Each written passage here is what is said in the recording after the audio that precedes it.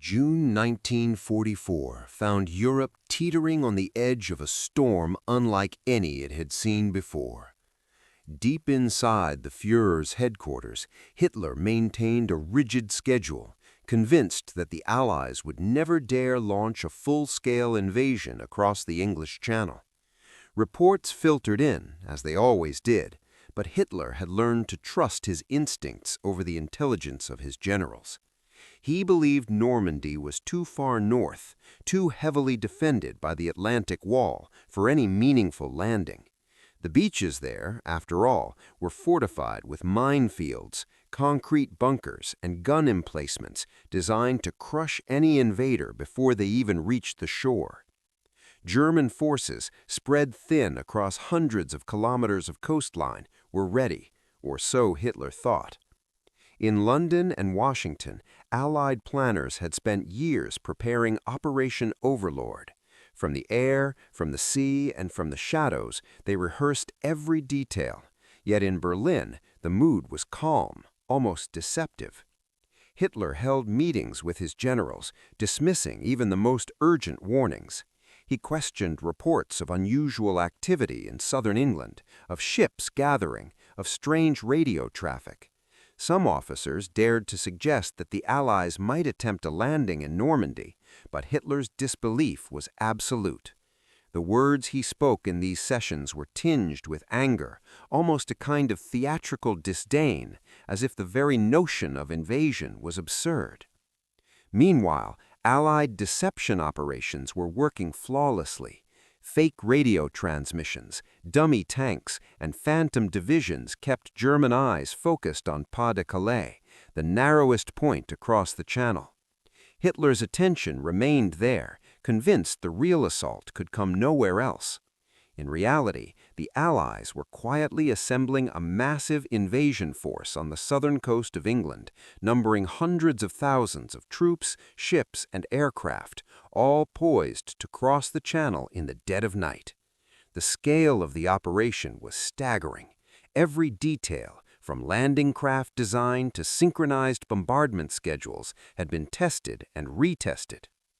Allied commanders knew that success depended on timing, surprise, and the sheer audacity of striking where the enemy least expected. Back in the Wolf's Lair, Hitler continued his routine, almost eerily detached from the storm gathering across the Channel.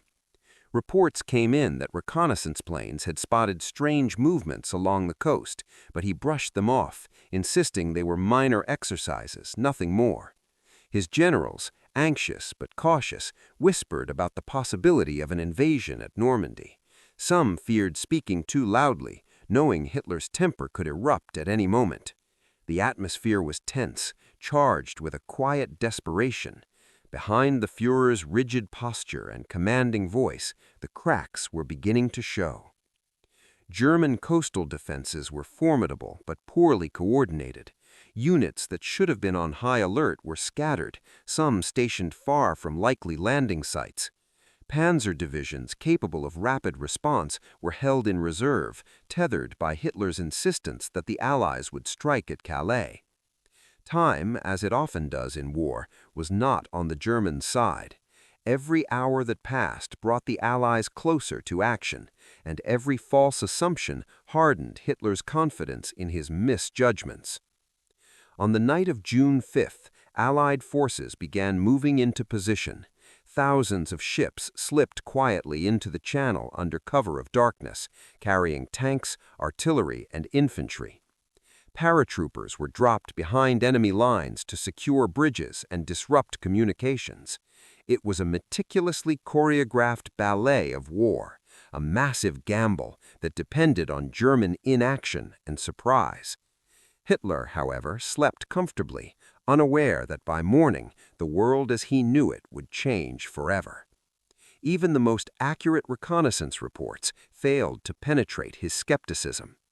Officers tried to warn him, citing unusual ship movements and suspicious radio chatter, but each warning was met with disbelief. "The Allies would never dare," he reportedly said. "They cannot do it. We are too strong, too prepared."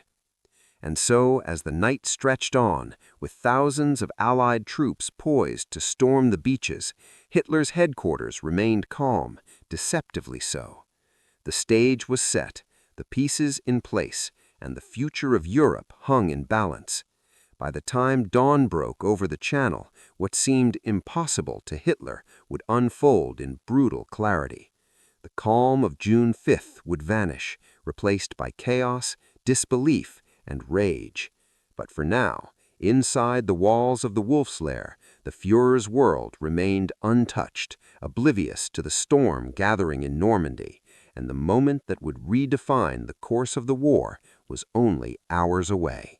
The first light of June 6, 1944, revealed a nightmare unfolding along the beaches of Normandy. Operation Overlord, months in the making, had begun in earnest.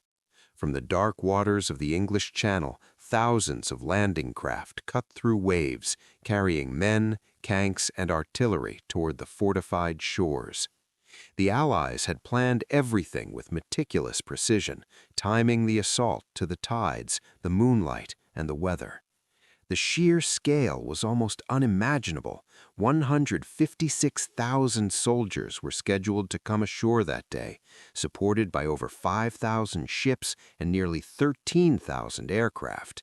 It was the largest amphibious invasion in history, a test of courage, coordination, and sheer human endurance. As the first waves approached the beaches, German sentries spotted shadows on the water, but for many, the reality was almost impossible to comprehend. There had been warnings, yes, but the size and audacity of what was arriving exceeded anyone's expectations. At Utah Beach, American troops faced fierce resistance, yet careful planning and effective use of terrain allowed them to push forward. Tanks and infantry worked in tandem to neutralize pillboxes and clear mines, each advance a dangerous negotiation with death. Meanwhile, at Omaha Beach, soldiers confronted some of the heaviest fortifications and the most brutal enemy fire. Waves after waves were met with machine guns, mortars, and artillery shells. The sand itself became a killing field. Casualties mounted, yet determination held firm, and small groups of men began to gain footholds, inch by inch against impossible odds. Across the Channel, British and Canadian forces landed at Gold, Juno, and Sword beaches. Each faced different challenges. Some struggled with obstacles designed to tear landing craft apart, others with marshy terrain and strong German counterattacks. Yet, despite these challenges, coordination among naval gunfire, airstrikes, and infantry movements created momentum. The Allies understood that speed and decisiveness were essential. If the Germans were allowed time to organize, the entire operation could fail.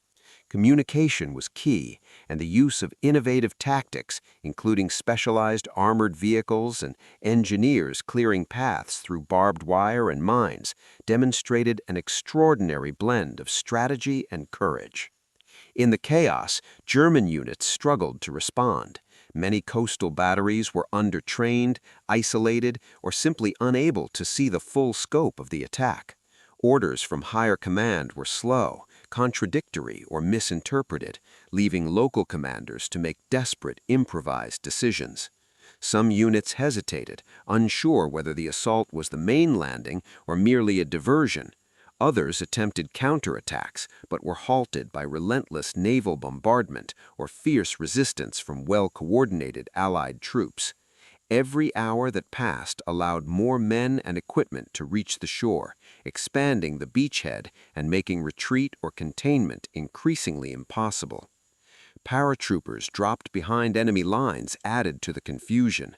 Scattered across the countryside, some landed far from intended targets, yet their presence disrupted German communications, sabotaged roads and bridges, and created the impression of multiple invasions occurring simultaneously.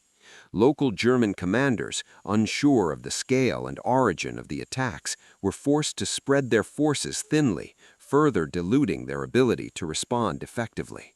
The combination of airborne operations and beach assaults created a shock that rippled through the German command structure, heightening fear and uncertainty. Amidst the chaos, the Allies pressed on relentlessly. Men climbed cliffs under fire, cleared fortified bunkers, and established defensive positions to protect the incoming waves. Naval and air support remained constant, a curtain of destruction that softened enemy defenses and shielded advancing troops. Each soldier who made it inland increased the chance that the entire operation would succeed, turning individual acts of heroism into a broader strategic triumph. By mid-morning, despite heavy casualties, Allied forces had secured key points along all 5 beaches. Small units began moving inland, linking positions and consolidating gains, while supply ships arrived to bring more men, ammunition, and equipment to sustain the offensive. Far from the beaches in Berlin, initial reports began to filter in. Officers brought urgent updates to Hitler, speaking of landings and casualties, of paratroopers behind the lines, and of resistance unexpectedly overcoming German defenses. The scale and audacity of the attack struck at the very core of the German high command. Yet the Führer's disbelief remained steadfast. He questioned every report, demanded confirmation, and insisted that the main attack had to be elsewhere. The contrast between the reality on the beaches and Hitler's perception in the Wolf's Lair could not have been more dramatic. While thousands of Allied soldiers were risking everything to secure their foothold in France, the man responsible for coordinating Germany's response could not yet accept that the invasion had begun in earnest. By nightfall, the beachhead was established, tenuous but real. Allied forces had brought ashore men, vehicles, and artillery, carving a path into enemy territory.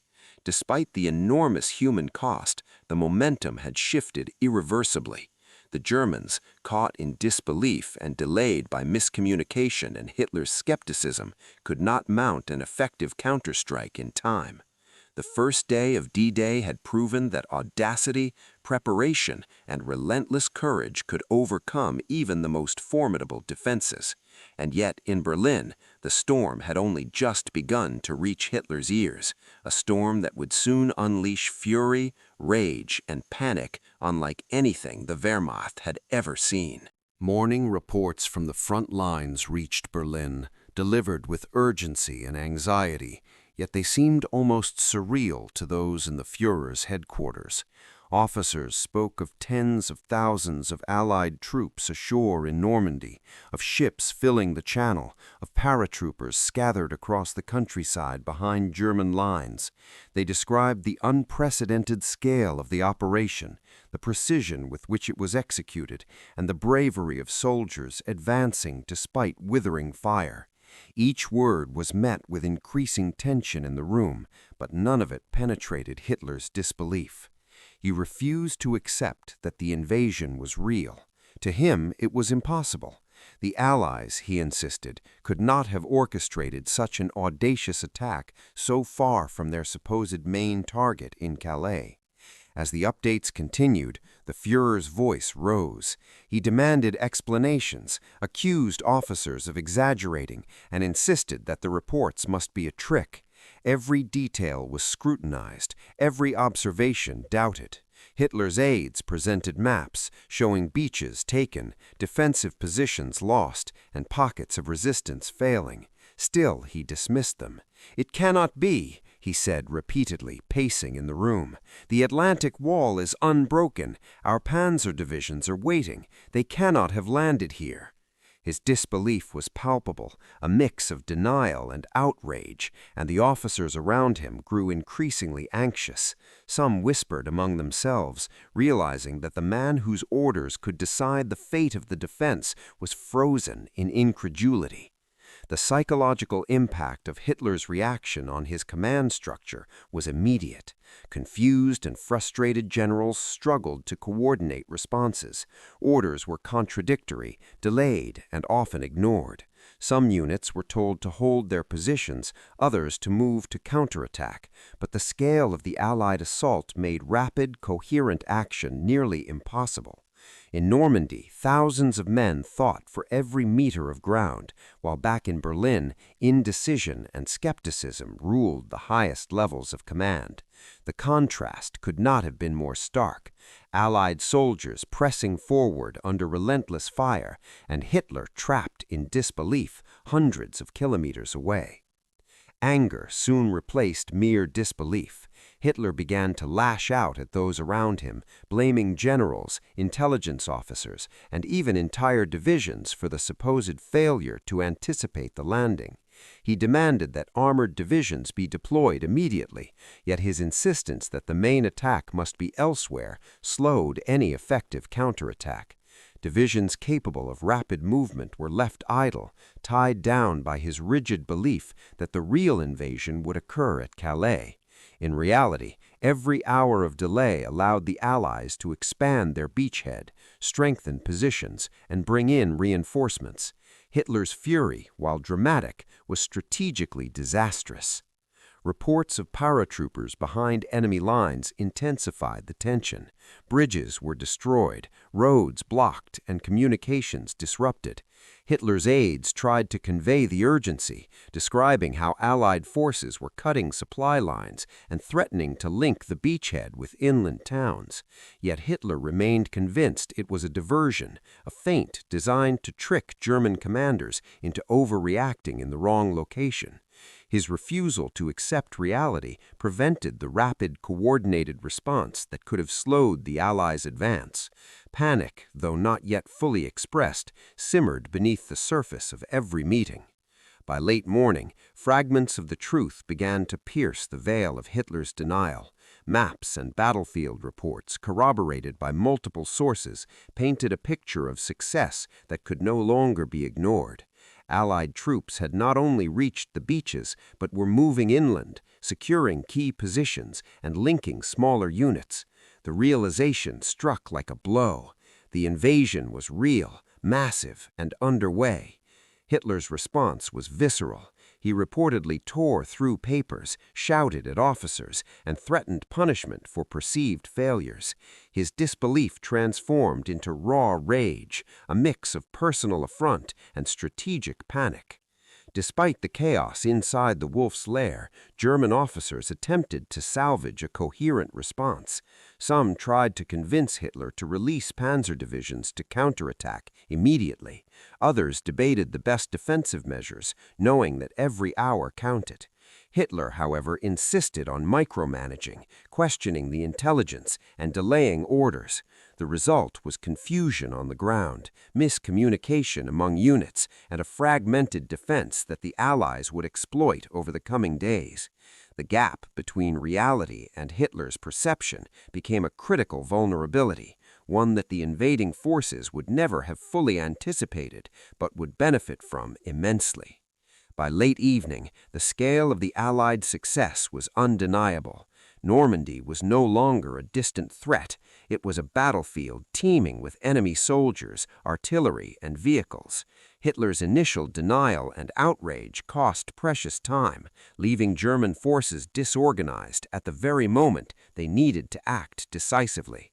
The psychological shock of facing a reality he refused to accept would echo through the German command for the rest of the day. In those hours, disbelief turned to panic, anger turned to frustration, and the once formidable German response began to crumble under the weight of Allied initiative, courage, and preparation. By the afternoon of June 6, 1944, the Wolf's Lair was a hive of confusion. Reports arrived in rapid succession, each more alarming than the last. Officers rushed through corridors, maps spread across tables, radios crackled with fragmented updates from Normandy. The air was thick with tension, anxiety, and a growing sense of panic. The massive scale of the Allied invasion, combined with the stubborn disbelief of the Führer, created a volatile mix that paralyzed decision-making.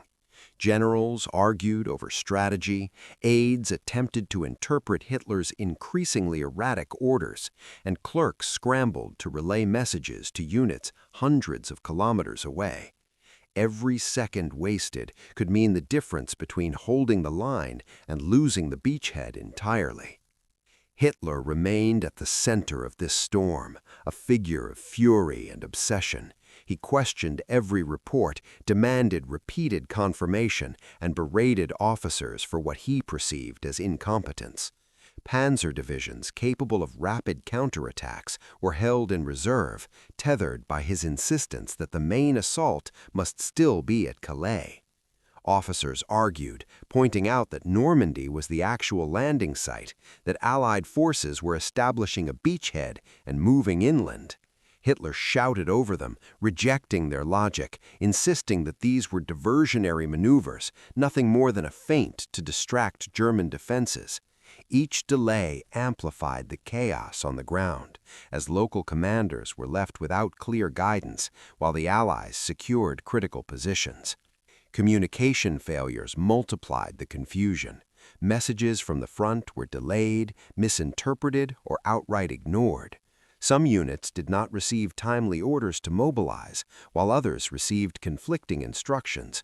Local commanders attempted to act independently, but without coordination, their efforts were fragmented and easily countered by the well-organized Allied advance. German officers on the ground described the situation as surreal. Enemy soldiers were moving inland, supplies were being cut off, and yet higher command remained indecisive, frozen in disbelief or distracted by internal arguments. The psychological impact of Hitler's inaction and erratic decision-making reverberated through the German ranks. Soldiers, already under intense fire, could sense the disorder in their command structure. Panicked radio messages, delayed reinforcements, and contradictory orders created a sense of isolation and helplessness. Some units attempted desperate counterattacks, but were quickly repelled. Others hunkered down, unsure whether to defend, retreat, or regroup. The Allies exploited every gap, every moment of hesitation, steadily expanding their foothold on the beaches and linking their positions inland. Even within the Wolf's Lair, tensions among officers escalated. Some officers spoke cautiously, attempting to advise Hitler without provoking his wrath. Others, frustrated and fearful, resorted to whispered conversations or hurriedly written notes. Arguments flared over how best to deploy reserves, whether to commit armored divisions immediately, and how to counter airborne troops disrupting communications and roads. Hitler's erratic reactions only deepened the uncertainty. His refusal to delegate, combined with his obsession with Calais, created a command structure paralyzed at the very moment it needed to be decisive. Outside Berlin, the reality of the invasion continued to unfold. Allied troops secured key roadways, bridges, and towns, cutting German units off from reinforcements.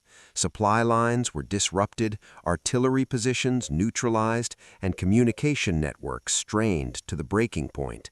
Paratroopers behind enemy lines added further chaos, sabotaging infrastructure and preventing coordinated responses.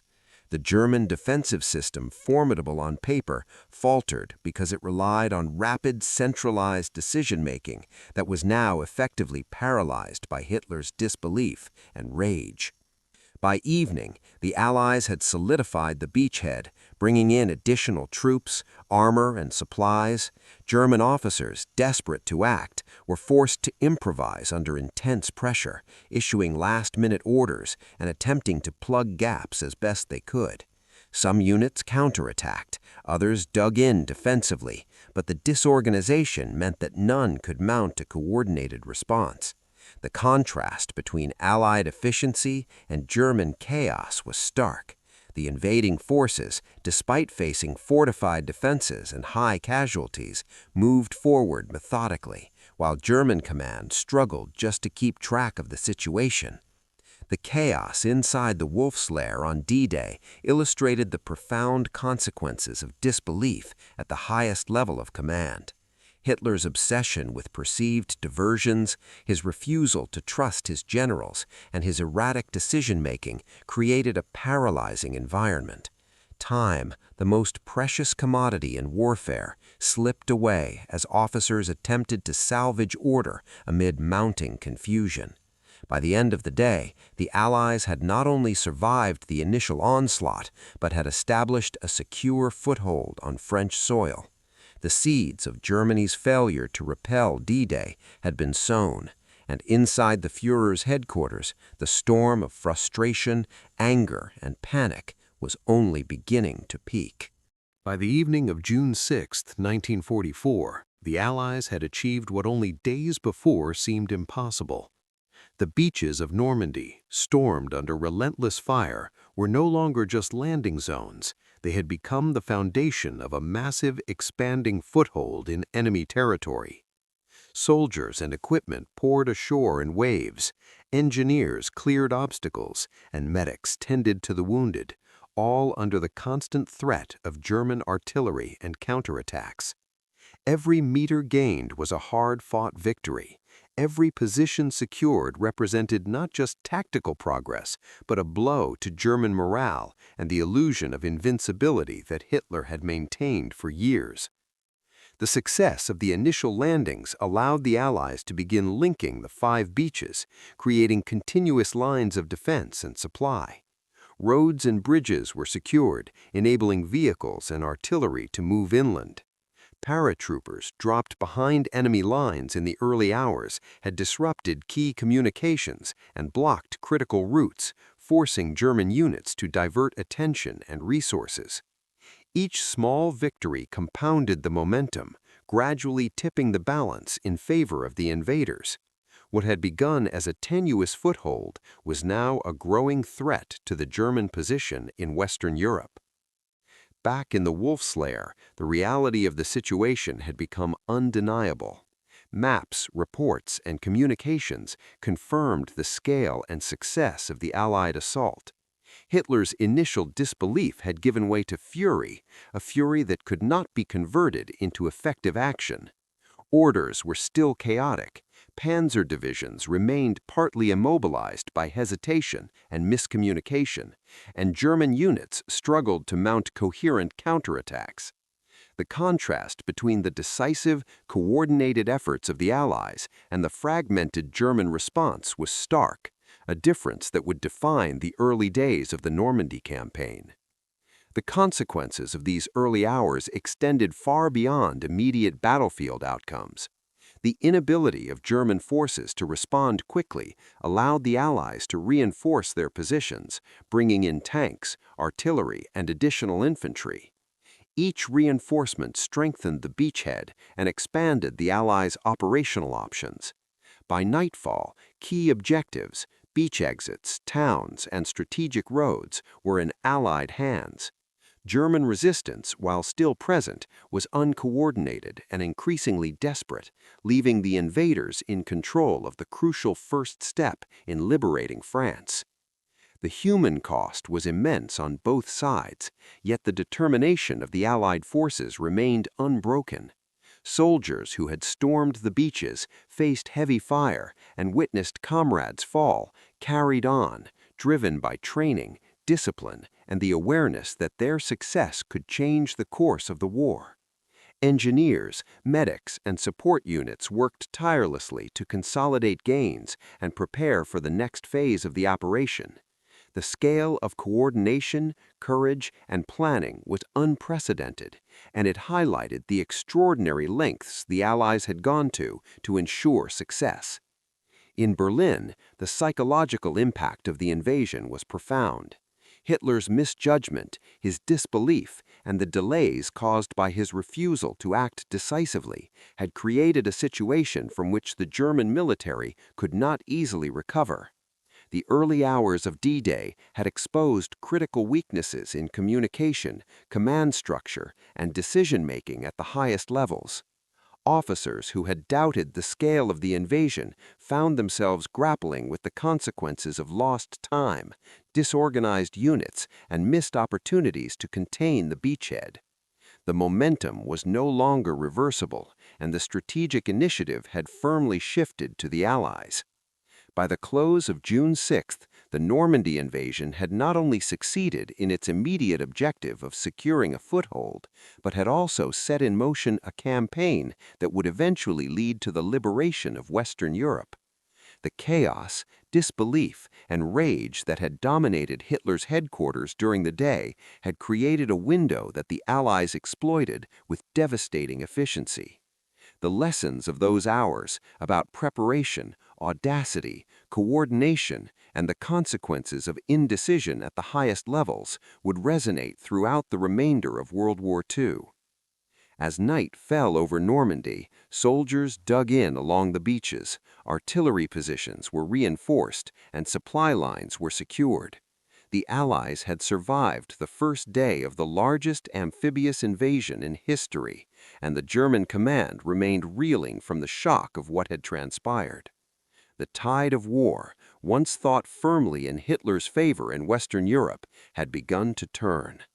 In those long hours of June 6, 1944, the courage of thousands, the meticulous planning of Allied commanders, and the paralysis of the German High Command combined to create a defining moment in history. The beachhead was secured, the path inland was open, and the beginning of the end for Nazi Germany had begun in earnest.